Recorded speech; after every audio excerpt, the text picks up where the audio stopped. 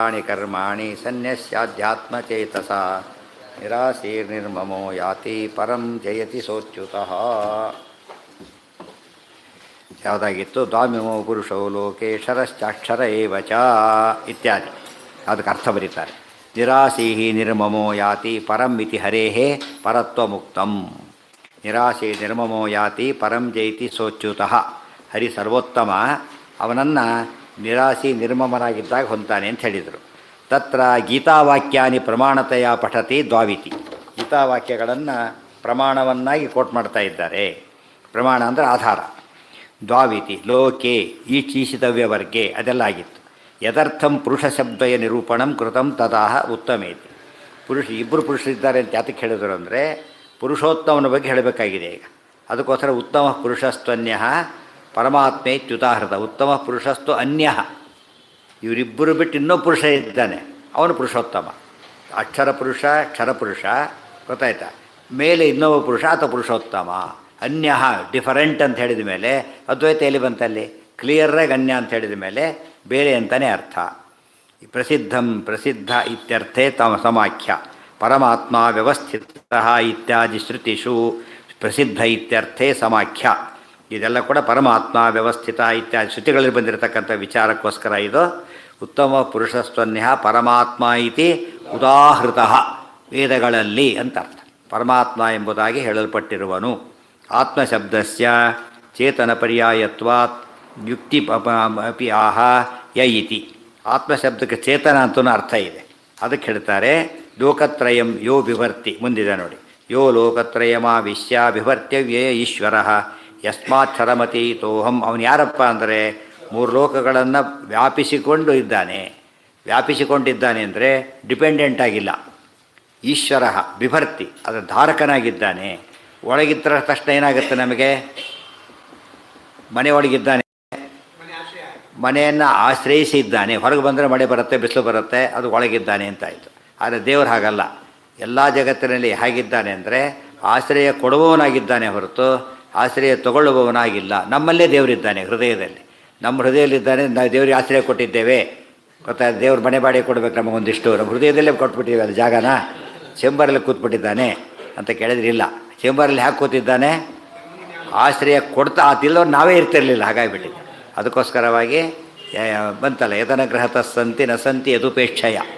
ಆಶ್ರಯ ತಗೊಂಡಿರೋದು ಬೇರೆ, ಆಶ್ರಯ ಕೊಟ್ಟಿರೋದು ಬೇರೆ. ಎಷ್ಟು ಸಿಂಪಲ್ ಆಗಿದೆ ಉತ್ತರ. ಒಂದೇ ಜಾಗದಲ್ಲಿ ಇಬ್ಬರಿದ್ದಾರೆ. ಆಶ್ರಯ ಹೊಂದಿದವನ ಮನೆ ಓನರ್ ಇದ್ದಾನೆ. ಅವನ ಆಶ್ರಯವನ್ನು ತಾನು ಓನರ್ ಆಗಿದ್ದಾನೆ. ಇನ್ನೊಬ್ಬ ಯಾರೋ ಮಾತಾಡೋಕ್ಕೆ ಬಂದಿದ್ದಾನೆ, ಅವನು ಏನಲ್ಲ, ಓನರ್ ಆಗಿಲ್ಲ. ಅಲ್ಲಿ ಆಹ್ವಾನಿತನಾಗಿದ್ದಾನೆ ಹೊರತು ಹೋಗೊಂದು ಹೋಗ್ಬೇಕಿರೋ ಶಕ್ತಿ ಇವನಿಗೆ ಹೇಳಾಗಿಲ್ಲ ಅದು ಮಾತನ್ನು. ದೇವರು ಸ್ವಾಮಿಯಾಗಿರೋದರಿಂದ ನಮ್ಮನ್ನು ಆಶ್ರಯಿಸಿದ್ದಾನೆ ಅಂತ ನಾವು ತಿಳ್ಕೊಳ್ಳೋದು ತಪ್ಪಾಗುತ್ತೆ. ಅದನ್ನು ಹೇಳೋದಕ್ಕೆ ಬಿಭರ್ತಿ ಅವ್ಯಯ ಈಶ್ವರ. ಬಿಭರ್ತಿ ಧರಿಸಿದ್ದಾನೆ. ಅವ್ಯಯ ಅವನು ಎಷ್ಟು ದಿವಸ ಒಂದು ಪಾತ್ರೆ ಹಿಡ್ಕೊಂಡಿರ್ತಾನೆ. ಈಗ ಗೊತ್ತಾಯ್ತಾ? ಸ್ವಲ್ಪ ಹೊತ್ತು ಪರವಾಗಿಲ್ಲ, ನಿಧಾನವಾಗಿ ಏನಾಗುತ್ತೆ ಅದಾಗಲೇ ಅದು ಇಸ್ಕೊಳ್ಳೋದು ಲೇಟ್ ಮಾಡಿಬಿಡ್ತಾನೆ. ಅಯ್ಯೋ ಬೇಗ ಬಾರಯ್ಯ ಅಂತ ಹೇಳ್ತಾನೆ ಪಾಪ. ಬರೋದೇ ಮೆಲ್ಲ ಕೆಳಗಡೆ ದಪ್ಪ ಅಂತ ಕೆಳಗೆ ಬೇಕಿಬಿಡ್ತಾನೆ. ಏನಾಯ್ತು ಅಲ್ಲಿಗೆ? ಅದನ್ನ ಫೆಟಿಗ್ ರೆಸಿಸ್ಟೆನ್ಸ್ ಅಂತ ಕರೀತಾರೆ. ಇಮ್ಮಿಡಿಯೇಟಾಗಿ ಕೊಟ್ಟರೆ ಏನಾಗಲ್ಲ, ಪಾಸ್ ಆನ್ ಮಾಡ್ತಿರ್ತಾರೆ, ಪ್ರಾಬ್ಲಮ್ ಇಲ್ಲ. ಹಿಡ್ಕೊಂಡ ತಕ್ಷಣ ನೋವು ಶುರುವಾಗುತ್ತೆ. ಅದಕ್ಕೇ ದೇವರು ಈ ರೀತಿ ಹಿಡ್ಕೊಂಡಿದ್ದಾನೆ ಎಂದು ಬಿಟ್ಟುಬಿಡ್ತಾನೋ ಅಂದರೆ ಅವ್ಯಯ. ಅವನ ಶಕ್ತಿ ಹ್ರಾಸ ಆಗೋದಿಲ್ಲ. ಅದರಿಂದಾಗಿಯೇ ಹೇಗೆ ಹಿಡ್ಕೊಂಡಿರ್ತಾನೆ? ಕೃಷ್ಣ ಗೋವರ್ಧನ ಎತ್ತಿದ, ಅದು ಸಾಕಾಯಿತು ಅಂತ ತಿಳಿಸ್ಲಿಲ್ಲ. ಮಳೆ ನಿಂತು ಪರ್ಪಸ್ ಮುಗಿತು ಅಂತ ಇಟ್ಕೊಂಡೇ ಹೊರತು ಇಲ್ಲ ಹೋದರೆ ಆಗಿರ್ತದೆ. ಅದಕ್ಕೆ ಇಡೀ ಜಗತ್ತನ್ನೇ ಧರಿಸಿದ್ದಾನಲ್ಲ ಕೂರ್ಮ ರೂಪದಿಂದ. ಆಯಾಸ ಆಗಿಬಿಟ್ಟಿದ್ರೆ ಏನಾಗ್ತಿತ್ತು? ಆ ದೇವರಿಗೆ ಆಯಾಸ ಇಲ್ಲ. ಅದನ್ನು ಹೇಳೋದಕ್ಕೋಸ್ಕರ ಅವ್ಯಯ ಅಂತ ಹೇಳಿದರು. ಪರಮಾತ್ಮ ಯಥ ವ್ಯವಸ್ಥಿತ ಇತ್ಯಾದಿ ಶ್ರುತಿಷು ಪ್ರಸಿದ್ಧ ಇತ್ಯರ್ಥೇ ಸಮಾಖ್ಯ. ಲೋಕತ್ರಯಂ ತದುಪಲಕ್ಷಿತ ಸರ್ವಲೋಕಮಾವಿಶ್ಯ ಬಿಭರ್ತಿ ಧಾರಯತಿ ಪೋಷಯತಿ ಚ ಹೇಳ್ತಾರೆ. ಧಾರಣ ಪೋಷಣಯೋ. ಆದ್ದರಿಂದ ಧರಿಸಿದ್ದಾನೆ, ಪೋಷಣೆ ಕೂಡ ಮಾಡ್ತಾ ಇದ್ದಾನೆ. ಯೋ ಹಿ ಯಶ್ಚ ಧಾರಣಾದಿಕರ್ತ ಸ ತಸ್ಮಾದುತ್ತಮೋ ಯುಕ್ತ.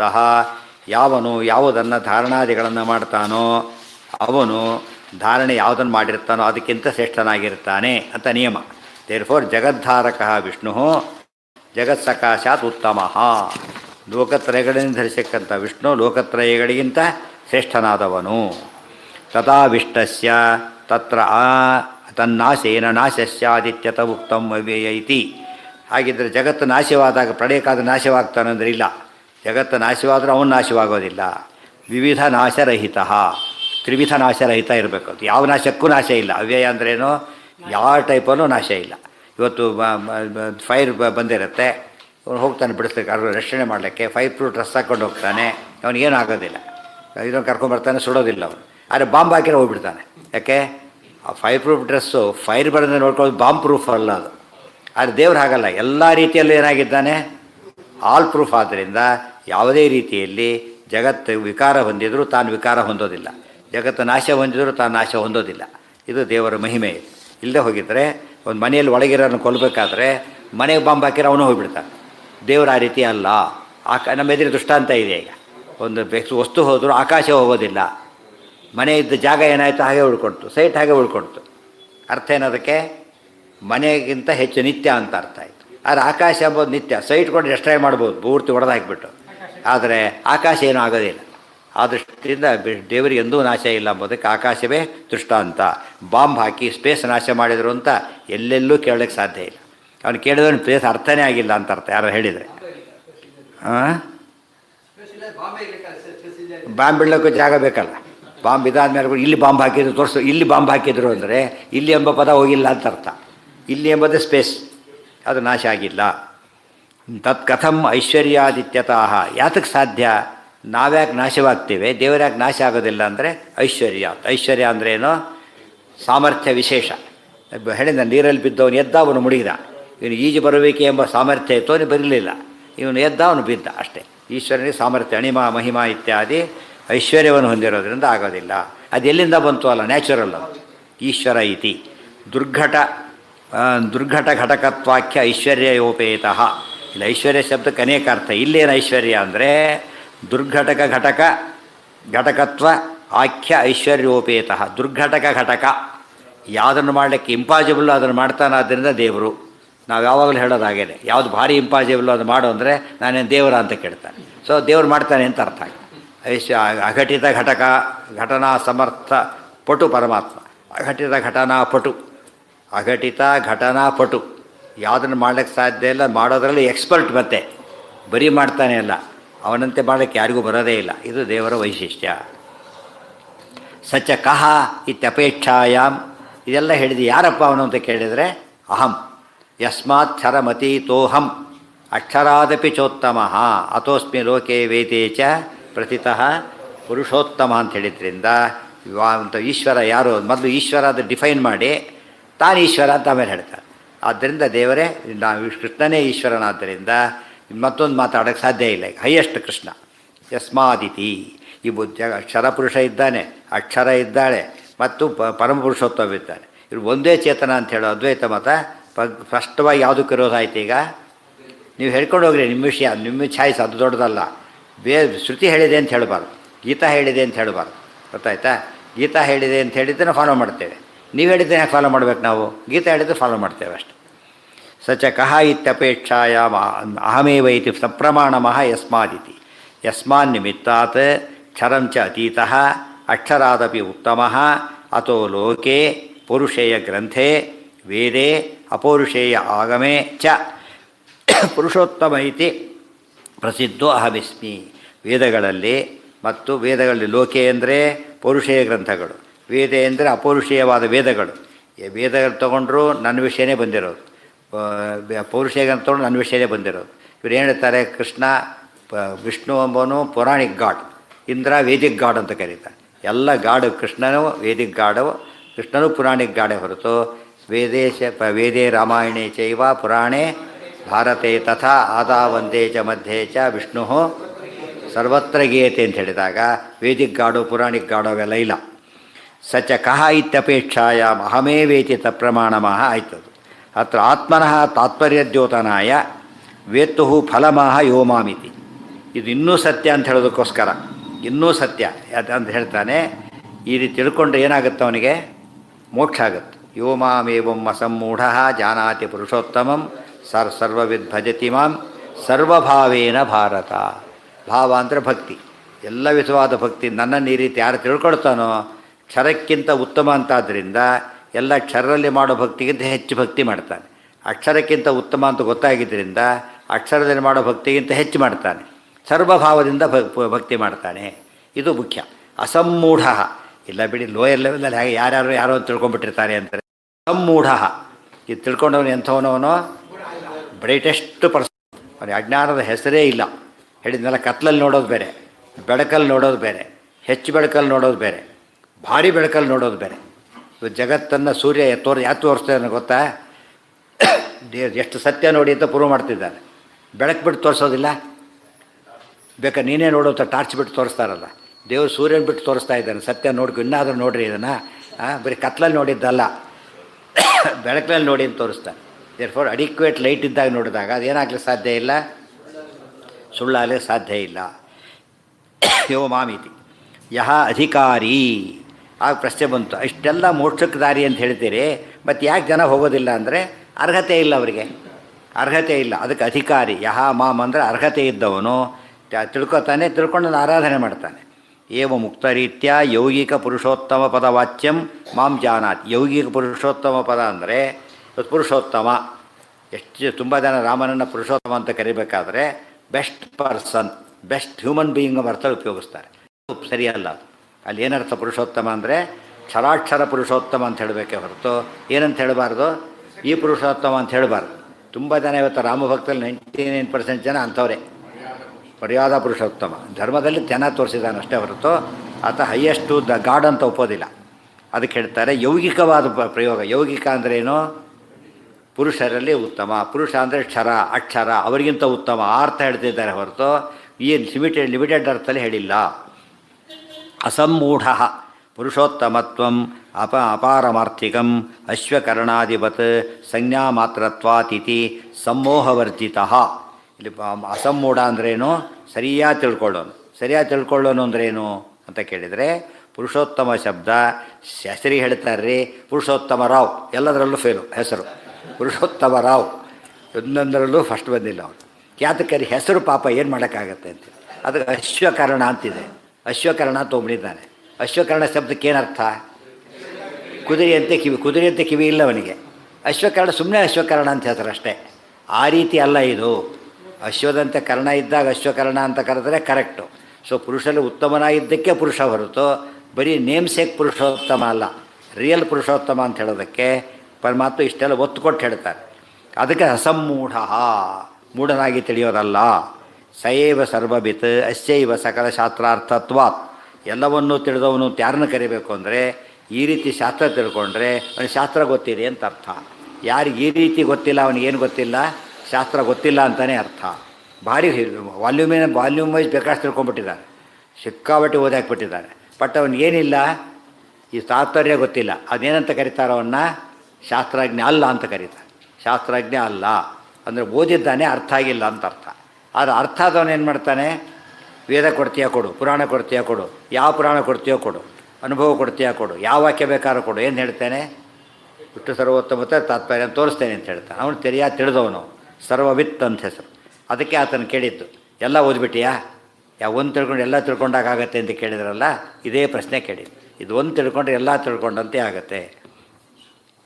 ಸಮೂಹವ ಸರ್ವಭಾವೇನ ಸರ್ವಪ್ರಕಾರೇಣ ಮಾಂ ಭಜತಿ ಸೇವತಿ. ಎಲ್ಲ ವಿಧವಾದ ನವವಿಧ ಭಕ್ತಿಯನ್ನು ಮಾಡಿ ನನ್ನನ್ನು ಆರಾಧನೆ ಮಾಡ್ತಾನೆ. ಕಾಯೇನ ವಾಚ ಮನಸೇಂದ್ರಿಯರು ಆ ರೀತಿ ಮಾಡ್ತಾನೆ. ಏತಚ್ಚ ನ ಅಯೋಗ್ಯಾಯ ವಾಚ್ಯಂ ಇತ್ಯಾಹ ಇತಿ.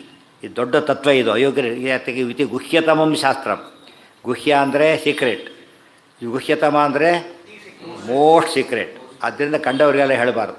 ರಹಸ್ಯವನ್ನು ಯೋಗ್ಯರಿಗೆ ಮಾತ್ರ ಹೇಳಬೇಕಾದ್ರಿಂದ ಉಳಿದವ್ರಿಗೆ ಹೇಳಬಾರ್ದು, ಹೇಳಿದರೆ ತಿಳಿಯೋದೇ ಇಲ್ಲ. ಇತ್ಯುಕ್ತ ಪ್ರಕಾರೇಣ ಪರಮಗೋಪ್ಯವಿದಂ ಸರ್ವೋತ್ತಮತೆಯ ಪುರುಷೋತ್ತಮತ್ವ ರೂಪಂ. ಪುರುಷೋತ್ತಮ ಅಂದರೆ ಸರ್ವೋತ್ತಮ ಅಂತ ಅರ್ಥ ಅನ್ನೋ ವಿಚಾರವನ್ನು ತುಂಬ ರಹಸ್ಯವಾದ್ದರಿಂದ ಅರ್ಹರಿಗೆ ಮಾತ್ರ ಹೇಳಬೇಕು. ಶಿಷ್ಯತೆ ಇತಿ ಶಾಸ್ತ್ರಂ ಪ್ರಮೇಯಂ ಮಯ ಅಭೀತಮಿತ್ಯರ್ಥ. ಇದು ಶಾಸ್ತ್ರ. ಇದು ಗುಹ್ಯತಮಂ ಶಾಸ್ತ್ರಂ.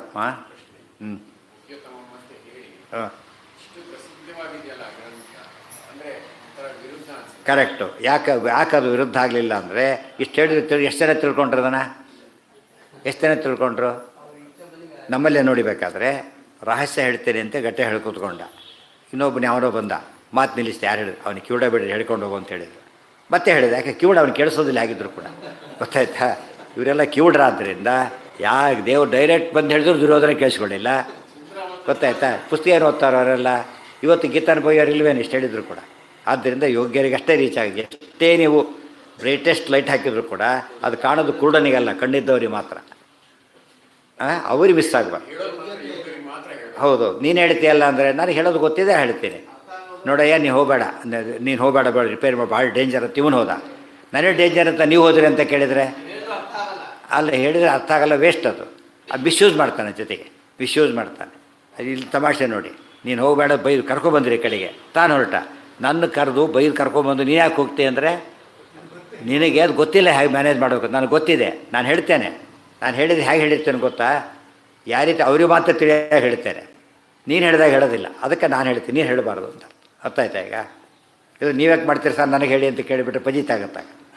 ಹೌದಲ್ಲ? ಯಾರು ಹೇಳ್ತಾರೋ ಅವ್ರು ಮಾಡ್ತಾರೆ ಕೆಲಸನ. ಇವ್ರೇನಕ್ಕಂತ ನೋಡಿದ್ರೆ ನಮಗೊಂದು ಅವ್ರಿಗೊಂದು ಮಾಡ್ಕೊಂಡ್ಬಿಟ್ರು ಅಂತೇಳಿ. ಅವಾಗ ಏನು ಹೇಳಿ ನಾ ಹಾಗೆ ಹೇಳೋದಿಲ್ಲ, ಏನು ಹೇಳ್ತೇವೆ, ಅವ್ರಿಗೆ ಗೊತ್ತಿತ್ತು ಪಾಪ ಮಾಡಿದರು, ನಮಗೆ ಗೊತ್ತಿಲ್ಲ ಅಂತ ಬೇಡ ಅಂದರು ಅಷ್ಟೇ. ಸೊ ಕೃಷ್ಣ ಹೇಳ್ತಾನೆ ಅಂತ ನಾವು ಹೇಳೋದಕ್ಕೆ ಹೋಗಬಾರ್ದು. ಕೃಷ್ಣ ಹೇಳ್ತಾನೆ, ಏನು ಮಾಡೋ ಶಕ್ತಿ ಇದೆ ಕೃಷ್ಣನಿಗೆ? ಎಷ್ಟೋ ಸರ್ತಿ ಏನಿತ್ತು ಗೊತ್ತಾ? ಈಗ ಆಫೀಸ್ಗಳಲ್ಲಿದೆ, ಇವತ್ತು KRSಲ್ಲಿ ನೀರು ಎಷ್ಟಿದೆ ಇದನ್ನು ಅವ್ರು ಹೇಳಿದರೆ ಕೇಳೋದಿಲ್ಲ. ನೀರಾವರಿ ಮಿನಿಸ್ಟರ್ ಹೇಳ್ತಾರೆ, ಅದು ಭಾರಿ ವ್ಯಾಲ್ಯೂಬಲ್. ಅವ್ರು ಹೇಳೋದು ಇವ್ರು ಹೇಳಿದ್ದು ಕೇಳಿಕೊಂಡು ಸ್ವಂತವ್ರು ಹೇಳೋದಿಲ್ಲ. ಬಟ್ ಅವನ ಬಾಯಲ್ಲಿ ಬಂದಾಗ ಏನದು ಅಥೆಂಟಿಕ್. ಅದು ಇವನು ಹೇಳಿದ್ರೆ ಅಥೆಂಟಿಕ್ ಅಲ್ಲ. ಅವ್ನು ಕೊಡೋದೆಲ್ಲ ರೆಕಾರ್ಡ್ಸ್ ಇಟ್ಟು ಮುಂದೆ ಇಟ್ಬಿಡ್ತಾನೆ ಅಷ್ಟೇ, ಅನೌನ್ಸ್ ಮಾಡೋದು ಅವನು. ಸೊ ಈ ಜವಾಬ್ದಾರಿ ಆತಂದು ಇವನದಲ್ಲ. ಅವನ ಮೇಲೆ ಜವಾಬ್ದಾರಿ ಹಾಕ್ಬೋದು, ಬಟ್ ಇವರಿಗೆ ನಮಗೆಲ್ಲ ಇವನೇ ಜವಾಬ್ದಾರ. ದೇರ್ ಫಾರ್ ಅದು ಆ ಒಂದು ರೈಟ್ ಇರೋದು ಯಾರಿಗೆ? ಮುಖ್ಯಸ್ಥನಿಗೆ ಮಾತ್ರ. ಸೊ ನಾನು ಹೇಳಿದೆ ಅಂತ ಇವ್ರು ಹೇಳಾಗಿಲ್ಲ, ಮೊದಲೇ ಹೇಳಿಬಿಟ್ಟೆ ಅವನು ಅಫೆನ್ಸ್ ಅದು. ಗೊತ್ತಾಯ್ತಾ? ಬೆಳಗ್ಗೆ 10 ಗಂಟೆ ರಿಸಲ್ಟ್ ಆಗೋದನ್ನು 9:59ಕ್ಕೆ ಅನೌನ್ಸ್ ಮಾಡಿದ್ರು ತಪ್ಪೆ ಇನ್ನೊಬ್ಬರು. ಗೊತ್ತಾಯ್ತಿಲ್ಲ? ಆ ಕಾಲಕ್ಕೆ ಮಾಡಬೇಕದು. ಅದಕ್ಕೆ ನಿಯಮ ಅಂತ ಕರೀತಾರೆ. ಆ ರೀತಿ ಸೀಕ್ರೆಟ್ ಅಂತ ಹೇಳಿದ್ರೆ ಯಾರು ಹೇಳಿದ ಬಿಟ್ಟು ಸೀಕ್ರೆಟ್ ಅಲ್ಲ, ನಾನ್ ಎಂಟಿಟಿ ಆಗಿಬಿಡುತ್ತೆ. ಯಾರೋ ಹೇಳಿದ ವಿಷಯ ಆಗಿಬಿಟ್ರೆ ನಾನ್ ಎಂಟಿಟಿ ಅಷ್ಟೇ. ಭಾರಿ ಸೀಕ್ರೆಟ್ ನೀನೇ ಇಟ್ಕೊಂಬಾರ, ಯಾರಿಗೂ ಹೇಳ್ಬೇಡ, ಅದು ಏನು ಉಪಯೋಗ ಅಂತ ಹೇಳಿಬಿಡ್ತಾರೆ. ಇತಿ ಉಕ್ತ ಪ್ರಕಾರೇಣ ಶಿಷ್ಯತೆ ಇತಿ ಶಾಸ್ತ್ರಂ ಸರ್ವವಿತ್ ಇತ್ಯಾದ್ಯುಕ್ತಂ ತತಃ ಕಿಮಿತ್ಯತಃ ಏತದ್ವ್ಯೋಯತಿ. ಇದನ್ನು ತಿಳ್ಕೊಂಡ್ಬಿಟ್ರೆ ಯೋತದ್ ಬುದ್ಧ್ವಾ ಬುದ್ಧಿಮಾನ್ ಸ್ಯಾತ್. ಇದು ಅಂತ್ಯಂತ ಜ್ಞಾನ ಅಲ್ಲ, ಅಪರೋಕ್ಷ ಜ್ಞಾನಕ್ಕೆ ಸಾಧನ ಅಂತ ಹೇಳ್ತಾರೆ. ವಿಷ್ಣು ಸರ್ವ ಪುರುಷೋತ್ತಮತ್ವ ಜ್ಞಾನ ಅಪರೋಕ್ಷ ಜ್ಞಾನಕ್ಕೆ ಸಾಧನವಾದ್ದರಿಂದ ಸಾಮಾನ್ಯ ತಿಳ್ಕೊಳ್ಳೋದಲ್ಲ. ಅದಕ್ಕೆ ಪ್ರತಿನಿತ್ಯ ಅದನ್ನು 15ನೇ ಅಧ್ಯಾಯ ಹೇಳೋದು, ಊಟ ಕೂತಾಗ ಅದು ಕೊನೆಯ ಅದು ಆಗದವ್ರು ಕೊನೆ 5 ಶ್ಲೋಕಾರ ಹೇಳಬೇಕು, ಅಷ್ಟು ಮುಖ್ಯ ಅಂಥೇಳಿ. ಅದು ಅನ್ನದಿಂದ ಜ್ಞಾನಕ್ಕೆ ಕಾರಣ ಆಗಬೇಕದು. ಏತತ್ ಉಕ್ತಂ ಪ್ರಮೇಯಂ ಪರೋಕ್ಷತೋ ಜ್ಞಾತ್ವಾ ಬುದ್ಧಿಮಾನ್ ಅಪರೋಕ್ಷ ಜ್ಞಾನಿ ಸ್ಯಾತ್ ತತಃ ಕೃತಕೃತ್ಯೋ ಮುಕ್ತಶ್ಚ ಸ್ಯಾದಿತಿ. ಸರಿಯಾಗಿ ತಿಳ್ಕೊಂಡು ಅಪರೋಕ್ಷತೋ ಜ್ಞಾತ್ವ, ಮೊದಲು ಪರೋಕ್ಷ ಜ್ಞಾನ, ಆಮೇಲೆ ಅಪರೋಕ್ಷ ಜ್ಞಾನ, ಮುಂದೆ ಮೋಕ್ಷ. ಇದು ಪ್ರೊಸೀಜರ್. ಇದು ಭಾರತೇತಿ ಪಾರ್ಥಂ ಪ್ರತಿ ಸಂಬೋಧನಂ. ಭಾರತ ಅಂದರೆ ಅರ್ಜುನ ಅಂತ ಅರ್ಥ. ಅರ್ಜುನನಿಗೆ ಹೇಳಿದ ಮಾತಾದ್ದರಿಂದ ಕೇಳಿದವನು ಅರ್ಜುನ, ಹೇಳಿದವನು ಕೃಷ್ಣ. ಗೊತ್ತಾಯ್ತಾ? ಕೃಷ್ಣ ಸರ್ವೋತ್ತಮ, ಅರ್ಜುನ ಅಧಿಕಾರಿಗಳಲ್ಲಿ ಶ್ರೇಷ್ಠ, ಅಜ್ಞಾನ ಬರದೇ ಇರೋರಲ್ಲಿ ವಾಯುದೇವರು, ಬಂದವರಲ್ಲಿ ಅರ್ಜುನ ಶ್ರೇಷ್ಠ. ಹೇಳಿದ್ರಿಂದ ಪರಮ ಪ್ರಮಾಣವಾದ ವಿಚಾರ ಅಂತ ಆಚಾರ್ಯತ ಹೇಳಿದ ಮಾತಿಗೆಲ್ಲ ಪ್ರೂಫ್ ಕೊಟ್ಟಂತೆ ಆಯ್ತು. ಅದು ಯಾವ ಟೆಕ್ಸ್ಟ್ ಕೊಟ್ಟರು ಅವರೀಗ? Acceptable to all. ಭಗವದ್ಗೀತಾ ಅಂಬೋದೇನೋ ಎಲ್ಲರಿಗೂ. ಇವತ್ತು ಆಧುನಿಕರು ಕೂಡ ಭಗವದ್ಗೀತಾನ ಏನು ಮಾಡ್ತಾರೆ? ಒಪ್ತಾರೆ. ಎಷ್ಟೋ ಜನ ವೀರಶೈವ ಮಠಗಳಲ್ಲೂ ಕೂಡ ಭಗವದ್ಗೀತಾ ಹೇಳ್ತಿರ್ತಾರೆ. ಅದು ಹೇಳ್ತಾರೆ, ವೀರಶೈವ ಮಠಗಳಲ್ಲೂ ಕೂಡ ಅವರು ವಿಷ್ಣು ಸರ್ವೋತ್ತಮ ಒಪ್ಪೋದಿಲ್ಲ, ಆದರೆ ಭಗವದ್ಗೀತೆ ಒಪ್ತಾರೆ. ಭಗವದ್ಗೀತೆನ ಓದೋದು ಭಾರಿ ಶ್ರೇಷ್ಠ ಅಂತ ಹೇಳ್ತಾರೆ. ದೇರ್ಫೋರ್ ಅವರಲ್ಲೇ ಅವ್ರ ಪ್ರಕಾರನೇ ವಿಷ್ಣು ಸರ್ವೋತ್ತಮ ಅಂತ ಆಗೋದ್ರಿಂದ ಒಪ್ಪಲೇಬೇಕು ಅಂತ ಅರ್ಥ. ಅಲ್ಲಿ ನಾಳೆ ದಿವಸ ಮುಂದಿನ ಪಾಠ. ನಾಳೆ ಪಾಠ ಇಲ್ಲ. ನಾಳೆ ಪಾಠ ಎಲ್ಲರೂ ಒಂದೊಂದೊಮ್ಮಿಗೆ ಹೋಗೋದ್ರಿಂದ ಪಾಠ ಇಲ್ಲ. ನಾಡಿದ್ದು ಬೆಳಿಗ್ಗೆ ಕಂಟಿನ್ಯೂ ಆಗಿ. ಸರ್ವೇಂದ್ರಿಯ ಪ್ರೇರಕೇಣ ಶ್ರೀಪ್ರಾಣಪತಿನೇರಿತಃ ಯದವೋಚಮಹಂ ತೇನ ಪ್ರೀಯತಾಂ ಕಮಲಾಲಯ.